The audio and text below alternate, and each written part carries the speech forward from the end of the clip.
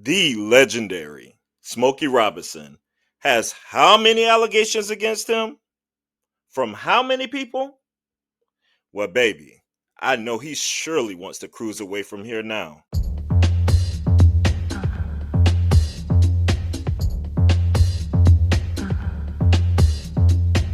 Welcome back to the Parker's Couch. If this is your first time joining us, make sure you do what you're supposed to do whenever you come into the room. Say hey in the chat, let me hear from you, and also go ahead and hit that like button, that subscribe button, and then take it a step further and share. And you can ring that bell too for any notifications whenever new videos are out. And today, we are going to be breaking down the Smokey Robinson lawsuit. You know, this is one of the things that we do here on the couch. We like to bring some lawsuits to your attention and read through them so we know the information. Now, Smokey Robinson, legendary R&B soul singer, whatever category you want to put him in there, has now 24 studio albums. Just recently came out with the last one, What the World Needs Now. You know, it is an inspirational cover album that he's doing, but after this, what he might need now is his freedom, because we're going to see what happens and we're going to break this lawsuit down. But 24 studio albums is crazy. Now, if you remember the one that he released a couple of years ago, Gasms, that had all of us looking like this man is crazy, because he was going there on that one and talking about giving you all kind of gasms, eargasms, eye gasms, whatever gasms you want, I got it for you. Now, he is at 85. Yes, 85 years old, Smokey Robinson is. And this is just unfortunate for him to be going through this right now. I have not looked at this lawsuit. If you are not familiar, the way I like to do it is to go through it for the first time with you as I'm reading through it. So I have my natural reactions and we're trying to figure out things together. So let's get into it, y'all. Let's just jump right into this lawsuit against 85-year-old Smokey Robinson. Now, there's not one, not two, not three, but four Jane Does in this lawsuit. Four Jane Does are suing here Smokey Robinson. And of course, they want to remain anonymous for reasons, they don't want their information, all that out there, would like to stick to their privacy. So we'll be using the pseudonyms of Jane Doe 1, Jane Doe 2, Jane Doe 3, and Jane Doe 4. In the lawsuit, I'm going to jump right on down to the factual allegations. As we know, this is where all the juicy stuff is, so we know exactly what's going on and what these women are saying happened to them in terms of this. And I just assumed they all said, well, I just assume they're all women here. But because I don't even know all the charges that's out here, but I know that there are 16 against him, and we're going to see what the 16 charges are as well. All right, let's start off with plaintiff Jane Doe 1. So Jane Doe 1 realleges and incorporates by references paragraphs 1 through 10. All right, that's on this as through set for him, blah, blah, blah. Jane Doe 1 began working for defendants as their housekeeper at the Chatsworth residence on January 3rd, 2023 until February 2024, when she was forced to resign due to defendant Smokey Robinson's repeated sexual assaults and sexual harassment against her. Sexual assaults and sexual harassments. Now, she says 2023 through 2024. His birthday's in February. He just turned 85 this year. So when he was 83, so they said, oh, that's when that album Gasms was out too, y'all. All right. But the first sexual assault occurred in March 2023, and it continued until her forced resignation in February 2024. Jane Doe 1 worked on the weekends for the defendants when the rest of the staff was off. On a typical Saturday, defendant Smokey Robinson would take defendant Francis Robinson to the nail salon and would rush home, knowing that he would be home alone with plaintiff Jane Doe 1. Upon returning home, defendant Smokey Robinson would call her into his blue bedroom, lock the door, and escort their dog Shiloh out of the room. He will have showered and clothed only in his underwear. He would then neatly place a white towel on his bed, not to soil the bed linens, in preparation for what was about to occur. Now, I didn't know everybody did that. Now, I thought that was only for a select few. Y'all know who I'm talking about to throw the towel on the bed. But okay, Smokey. Defendant Smokey Robinson would then begin to kiss Jane Doe 1 in her mouth, neck, and breasts. Then he would roughly penetrate her vagina, oh Lord, with his fingers, orally copulate her, and proceed to penetrate her vagina with his erect penis, causing her great pain. Defendant Smokey Robinson. All right, so I should say here, I made sure I put it on the video. Trigger warning, trigger warning. I don't know what's coming up. So I'm gonna just go ahead and preface everything else with a trigger warning for the rest of this video. And I made sure I put it in a font up before we get here. Defendant Smokey Robinson enjoyed ejaculating in her vagina without using a condom. Jane Doe 1 would protest and resist his sexual assaults, but to no avail. In a desperate attempt to get him to stop his sexual assaults, she would proclaim, "You're married," to which he would casually ignore.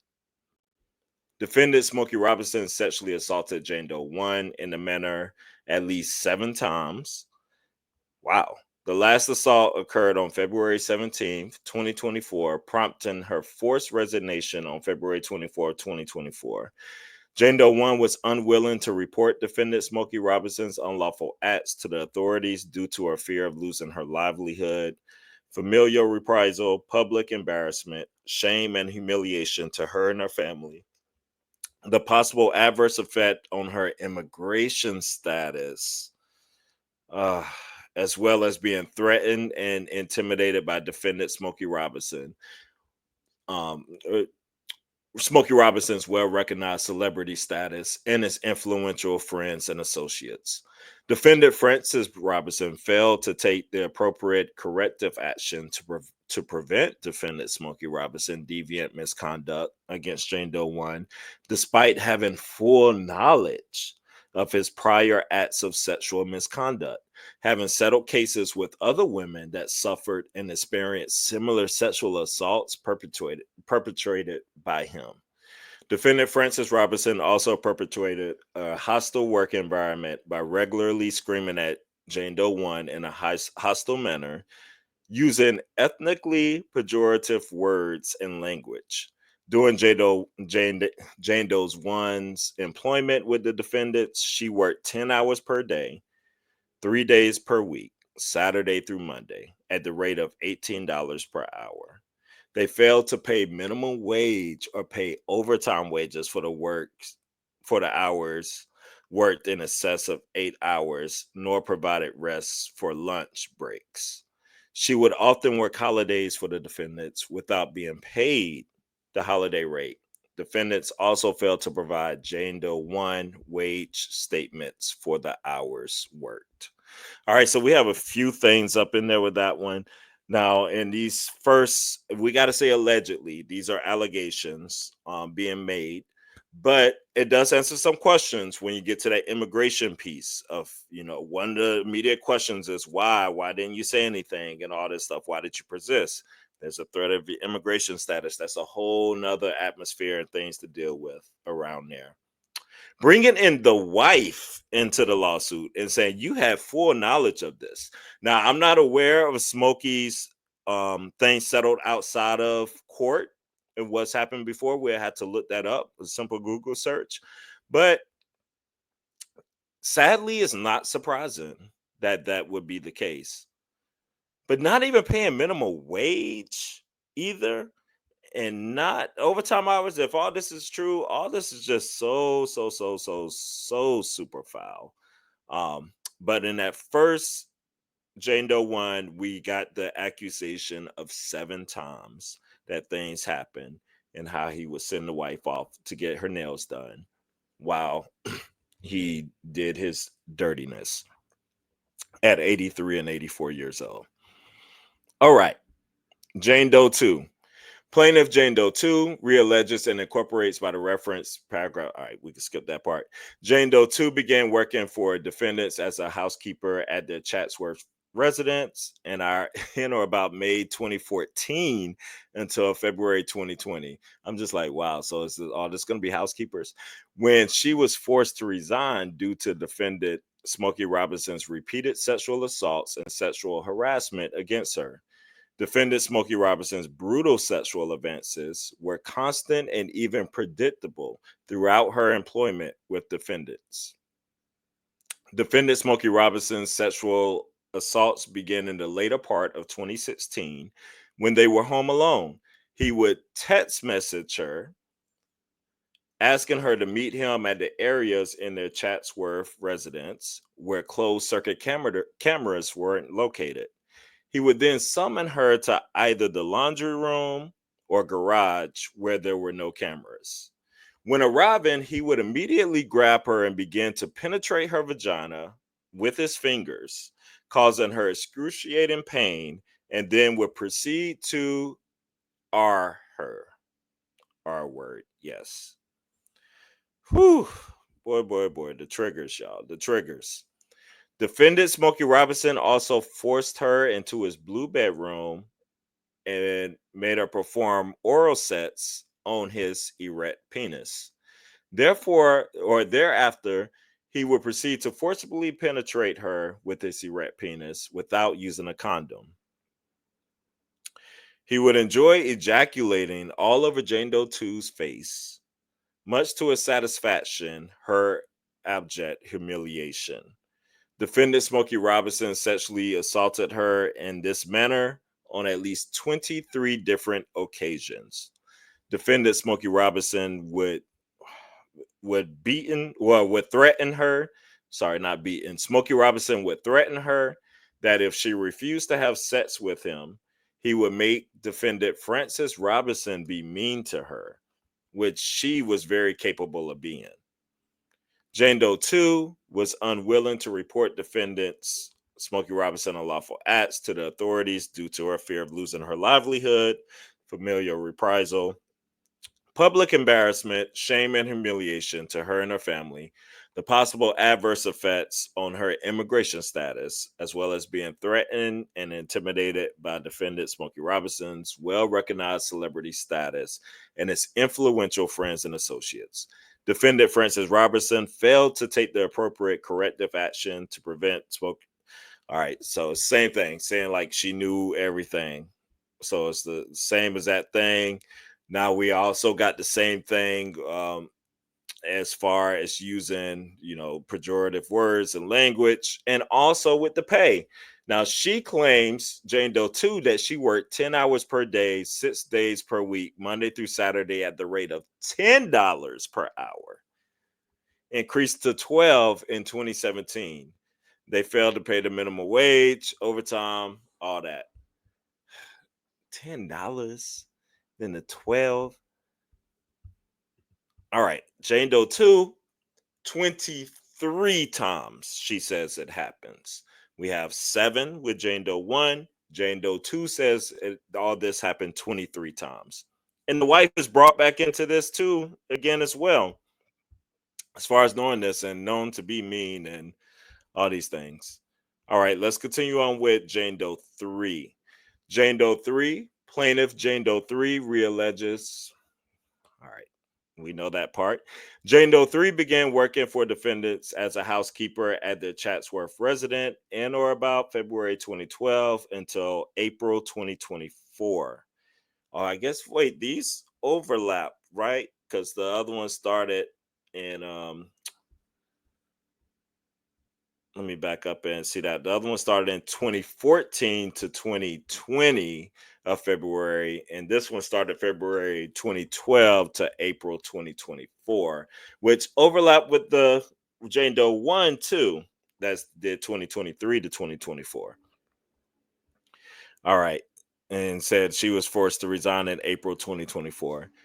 Defendant Smokey Robinson repeatedly sexually harassed, sexually assaulted, and R word Jane Doe 3, during most of her entire employment with defendants.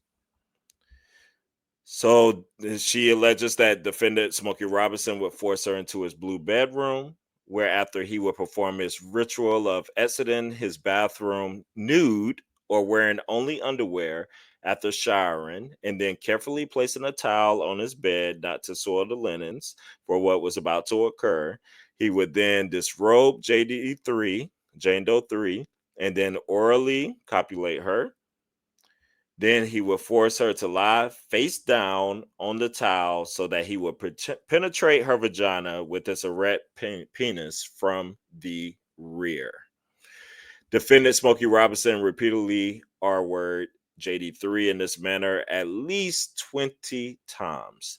On one occasion, when Jane Doe 3 resisted his advances, defendant Smokey Robinson offered Jane Doe 3 $500 to allow him to orally copulate her, and offer she refused. While not attempting to penetrate her vagina, defendant Smokey Robinson would make unwanted advances against her, touching her breast, vagina, and kissing her on her neck and on her mouth. All right, so then she resigned her position in April 22, 2024, because of all the sexual acts and hostile work environment. And it goes to the same thing, scared to report. They do mention the immigration status, the whole same thing. So she's an immigrant as well. And it goes into the wife, knowing, having full knowledge and not doing anything. Now, her wages, she says that she worked 10 hours per day, 6 days a week, Monday through Saturday, at the rate of $18 per hour. They failed to pay minimum wage. Now, I wonder, excuse me, all these different wages. Well, the first one was 18. This woman says 18. But the other woman said $10 and 12. Now I wonder if that was like an increase or something. So maybe this is just the final number, because this woman here was there for a long time, where it's saying it would have been like the $10, $12 number. But there we have it, 20 times. This one, Jane Doe 3 says it happened. So we have 7 times, 23 times, and now at least 20 times. And some consistent storyline. All right, Jane Doe 4, the last accuser. Jane Doe 4 began working for defendants as a housekeeper at their Chatsworth residence, including being defendant Francis Robinson's personal assistant, cook, and hairdresser in or about October 2006 until April 22nd, 2024. Wow, so she was there 18 years. So this is the original. When she was forced to resign due to defendant Smokey Robinson repeated sexual assaults and sexual harassment against her. Now, defendant Smokey Robinson first sexually assaulted her in 2007 when she accompanied him to his Las Vegas home. While there and alone with him, defendant Smokey Robinson forced her into his bedroom and R-worded her. The sexual assaults continued there and other places, and or about mid 2019, Jane Doe 4 was asked by defendant Smokey Robinson to accompany him to his temporary residence located in Bell Canyon to clean. While cleaning the master bedroom, defendant Smokey Robinson showered and returned to his bedroom naked with an erect penis. He then proceeded to pull back the sheets and carefully place the towel. We got that piece. He then began to kiss her breast, neck, and proceeded to orally copulate her and then R-word her. Defendant Smokey Robinson would often create a situation or seize the opportunity where he would be alone with Jane Doe 4 at their Chatsworth residence. When the other housekeepers would leave the residence, defendant Smokey Robinson would summon her to his blue bedroom while sitting naked on his bed. He would then lock the door and place a towel on the bed. After doing so, he would pull Jane Doe 4's clothes off, and against her protests, push her down on the bed and proceed, the story. Um, say Smokey never used a condom during the sexual assaults, ejaculating into Jane Doe 4's vagina, or withdrawing and ejaculating all over her body, much to his satisfaction and her abject humiliation.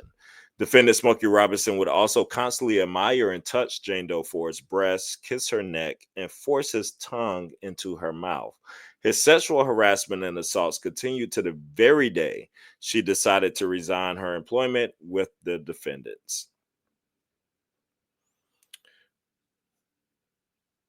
Jane Doe 4 was unwilling to report Smokey, all the same things. Let's see if it mentions the immigration status. Let's see.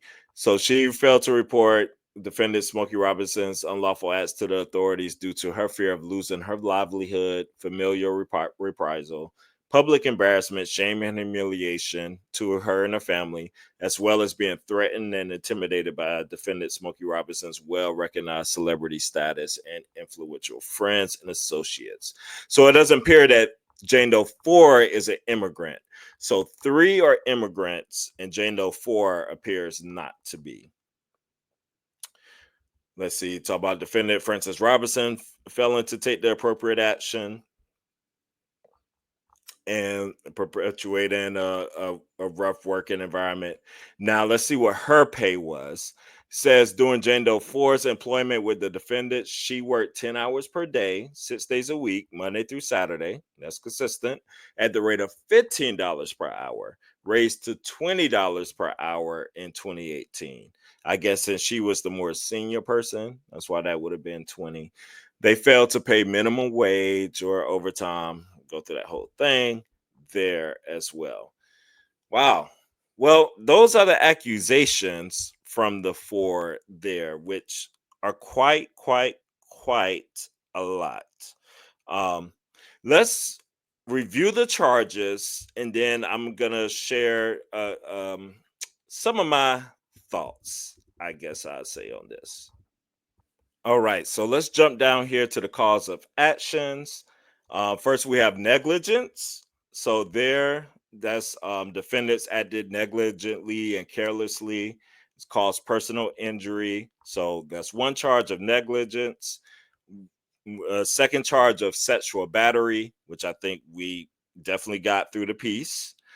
A third charge of assault, which we also got through the piece, through the factual allegations. The fourth cause of action is false imprisonment.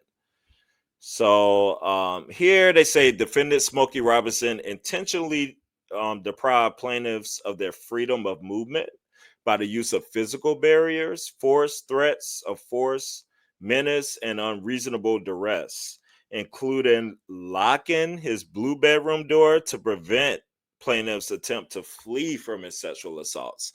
I don't think they mentioned that part in the factual allegations that he would actually lock the bedroom door, allegedly.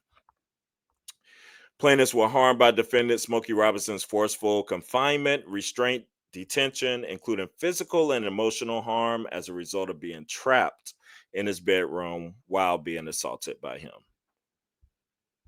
Mm-mm-mm. All right. Fifth, intentional infliction of emotional distress. I think we can get that. Negligent infliction of emotional distress as the sixth charge. The seventh is gender violence. Okay, so that gets to some code violations and definitely all that. The eighth charge is the RAF Act. All right, dealing about general damages and stuff. So that's a different code violation. Then we also have the Bain Act as the knife charge. So that's another code there, California. The 10th charge is hostile work environment slash sexual harassment, which we could get from the factual allegations we shared. 11th cause, constructive discharge and violation of FEHA. I got a lot to write on that one. All right. The 12th cause is the violation of labor code, failure to pay minimum wage. The 13th charge is violation of labor code, failure to pay overtime wages. The 14th charge is inaccurate wage statements. The 15th charge is a failure to provide rest periods. Oh wow, they didn't get the rest. Let's see what they say in here.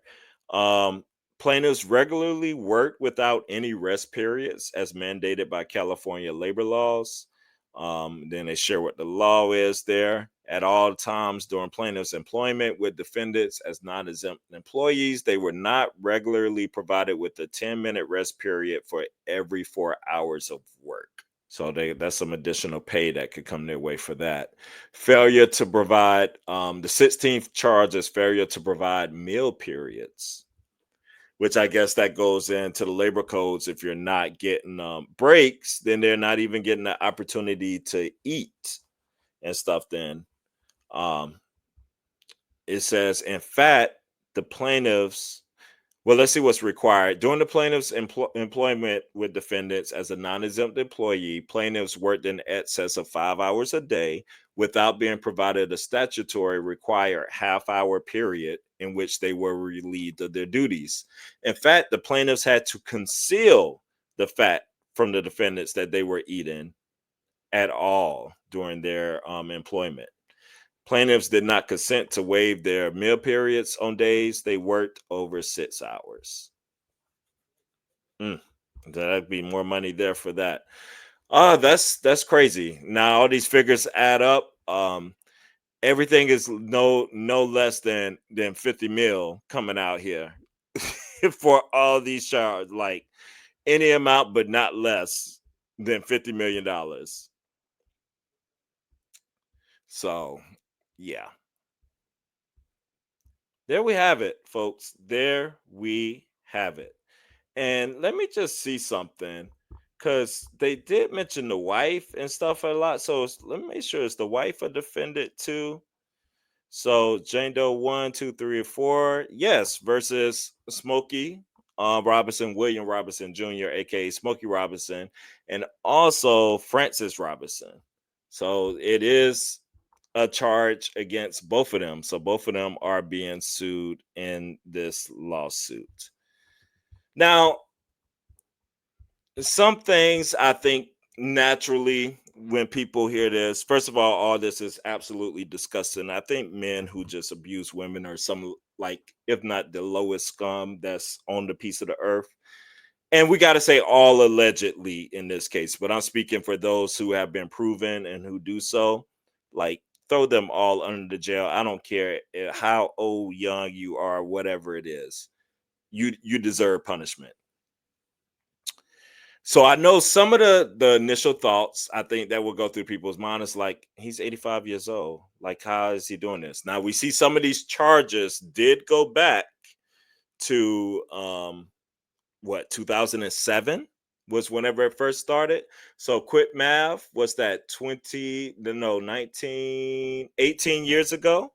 So that would put him at about 67. Yes. So around like 67, they're saying that he started doing this stuff. Um, so a lot of people are gonna have that perspective. He's old, especially Jane Doe 1, who says it started 2023 to 2024. So that's when he's 83 years old. Um, but some things that could work against Smokey, in particular, whenever you think like that. That album he came out with at 83 years old, Gasms. The quote here, at 83, I still feel sexual. Smokey Robinson on Love, Joy, Drugs, Motown, and his affair with Diana Ross. Now it's a lot more. There's other stuff to get into with that, but he wanted to make sure it was important for him to show that older people are still sexual beings. He says, when I hear grandfathers and grandmothers who are 60 years old being talked about as if you're counting them out and putting them out to the pasture, I think it's ridiculous. This is a new era of life. I feel 50. He has no intention of turning into an old man, whatever his age. His attitude towards sex changed when he was a teenager. He says, I still feel the same way, only I'm wiser with it. When you're young and you have those exploratory feelings about sex, you haven't lived long enough to know the value of it. So, yes, I have a different attitude to it, but I still feel sexual. And I hope I'll always feel like that. Okay, chronologically, I'm 83, but it's not really my age. So, age ain't no thing, ain't no factor. He's clearly saying he is still well aware, well and able to do whatever he needs to do. Now, whether he did these things, that remains to be seen. But those are the charges. That's what's out there. Y'all form y'all opinions. I've learned my lesson not to stick up for anybody. Because I don't know what these people are doing behind closed doors. And yeah, they will surprise you. But there you have it. Let me know your thoughts in the chat and where you stand on this. But with that said, see you next time.